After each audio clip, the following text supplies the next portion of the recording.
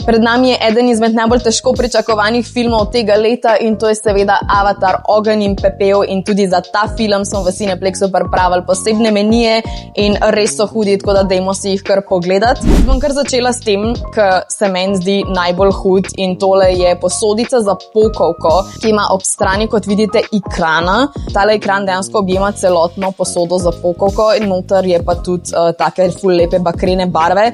Če obrneš vedro okrog, dejansko vidiš tudi pokrajine Pandore. In jaz sem ravno kar v trenutku, kjer igram igrico Frontiers of Pandora, da se pač pripravim na prihod tega filma. In v igrici pač tudi dobiš tega svojega ekrana in lahko letiš čez celotno Pandoro.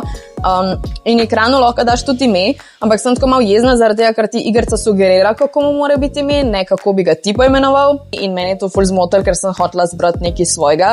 Ampak v bistvu, zakaj to govorim, je, ker mene pač zanima, kaj bi videli med svojemu ekranu.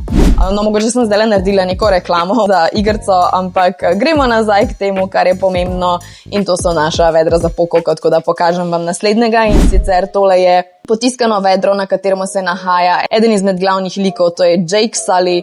Noter je vedro obarvano v bakreno barvo in res so vizualno čudoviti. Potem imamo pa na voljo še tretji meni in to je meni, v katerem prejmaš Funko Pop figurico in na voljo sta Neytiri in pa Jake Sully.